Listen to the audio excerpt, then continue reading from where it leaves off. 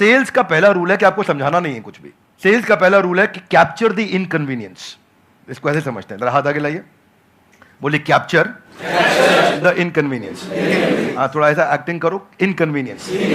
जिस दिन आपने इनकन्वीनियंस, देखो पेरेंट परेशान कहां हो रहा है, देखो उसकी सबसे बड़ी तकलीफ क्या है। आपको पता है बच्चा जब नीचे बेड से रोल करते करते गिर जाता है, छोटा बच्चा 9 महीने का, 1 साल का, 1.25 साल का, रोल करते करते गिर जाता है तो बच्चे को बहुत दर्द होता है, यस नो? राइट। लेकिन बच्चे से ज्यादा दर्द उस समय माँ और बाप को हो रहा होता है। इतना तकलीफ होता है, गिर गया मेरा बच्चा, गिर गया मेरा बच्चा। वो इनकन्वीनियंस है। तो फिर क्या निकल कर गया? बच्चे के बॉडी कवर्स आ गए, उसके हेड सपोर्ट्स आ गए कि वो नीचे गिर भी जाए तो उसको चोट ना लगे। वो क्या इनकन्वीनियंस कैप्चर करे। दूसरा चीज, जब आप ये करोगे, उसका नाइस एनालिसिस करोगे, उनका नीड, इंटरेस्ट, कंसर्न, एक्सपेक्टेशन, तो आपको बेचना नहीं पड़ेगा, वो अपने आप लेगा। ये आपके प्रोडक्ट का एमवीपी होता है कि आपको बेचे बिना लोग कस्टमर के लिए प्रीपे करने को तैयार हो जाएं, या एडवांस देने को तैयार हो जाएं, या कैश पेमेंट देने को तैयार हो जाएं, या प्रोडक्ट बनाते वक्त आपको लेटर ऑफ इंटेंट दे दें, या बोले कि मेरा बड़ा स्ट्रॉन्ग इच्छा है कि मैं लूंगा, कम से कम इतना बोल दें। अगर इतना भी नहीं कर रहे तो इसका मतलब जो आप प्रोडक्ट लेकर के जा रहे हो वो प्रोडक्ट उनके काम का नहीं है। So don't create a product, solve a problem that they have, and problem should be unsolved. Now इसका रूल क्या है, जरा हाथ आगे लाइए, हाथ आगे लाइए, everybody, both the hands out, हाथ आगे लाइए। पहला, कस्टमर की बर्निंग प्रॉब्लम। क्या? दूसरा, उसे ऐसे सॉल्व करो कि कस्टमर मेरे बिना अपने आप सॉल्व। जब आपने ये किया तो आपको ऑर्गेनिक मोनोपोली मिलेगी, आपको लोग पैसा एडवांस में देंगे, और फिर आपका जो स्क्रिप्ट होगा सेल्स का वो उनकी उस अनसॉल्व प्रॉब्लम के अराउंड होगा।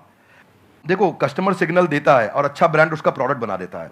आपको बातचीत के दौरान कस्टमर ने सिग्नल दिए होंगे, मैं इसलिए नहीं दे रहा, मैं इसलिए नहीं दे रहा, मैं इसलिए नहीं दे रहा। वो जर्नी में घुसो और ढूंढो और उसको कैप्चर करो, और फिर वहां से आप प्रोडक्ट बनाओगे। इसके सैकड़ों एग्जांपल्स हैं। आप कहते जाएंगे, मैं देते जाऊंगा, देते पूरा। अब हमारे लिए क्या, हमारे लिए तो ये रोज का काम है। रोज अब तक मैं सैकड़ों हजारों बिजनेस देख चुका हूं जिनको मैं लॉस मेकिंग से प्रॉफिट मेकिंग बनाया। पर हम फंडामेंटल पहली चीज यही है कि आप ये देखो कि अनसॉल्व प्रॉब्लम, जो कि प्रॉब्लम नहीं होनी चाहिए, बर्निंग प्रॉब्लम होनी चाहिए, समस्या नहीं होनी चाहिए, ज्वलंत समस्या होनी चाहिए, और वहां से आप इंपैक्ट क्रिएट कर सकते हो।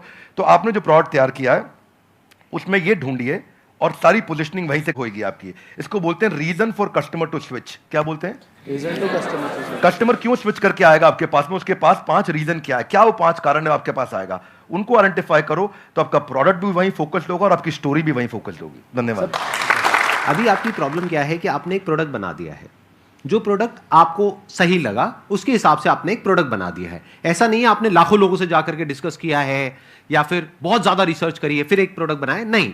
आपको लगा कि इसकी नीड है, लगा। ध्यान से समझना, लगने में और होने में जमीन आसमान का फर्क होता है। मुझे भी लग सकता है कि मेरे इस प्रोडक्ट की नीड है, सभी को लगता है। इसको बोलते हैं प्रोडक्ट मार्केट फिट। यानी कि जो 60% से ज्यादा बिजनेसेस फेल हो जाते हैं, statistically it is proven across the globe, उसके पीछे सबसे बड़ा रीजन होता है प्रोडक्ट मार्केट फिट नहीं मिल पाता है उनको। कि मतलब मार्केट को कुछ और चाहिए, प्रोडक्ट आपका कुछ और है, और यही आपकी प्रॉब्लम है। आप कह रहे हो मैंने प्रोडक्ट तो बना लिया लेकिन वो बिक नहीं रहा है। तो हो क्या रहा है, ध्यान से आप समझने की कोशिश करना। एक होता है पुश, एक होता है पुल। कि आपको पुश करना पड़ रहा है अपने प्रोडक्ट को, लेकिन फिर भी सामने वाला रेजिस्टेंट है, वो कह रहा है हाँ ठीक है सोच के बताऊंगा। तो अभी वो बर्निंग नीड नहीं है, जो भी सर ने वर्ड यूज किया। तो वो जो बर्निंग नीड होती है ना, तो आपको पुश नहीं करना पड़ता है, वहां पे पुल अप्रोच काम आती है। मतलब कस्टमर खुद आपके पास में आता है, जैसे ही उसके पास में इंफॉर्मेशन पहुंचती है, तो वहां पे सिर्फ एक काम रह जाता है, किसी तरीके से उस इंफॉर्मेशन को पहुंचाना। तो वो इंफॉर्मेशन भी जब आप उस तक पहुंचा रहे हो तो वो भी एक तरह से हेल्प हो गई उस कस्टमर की।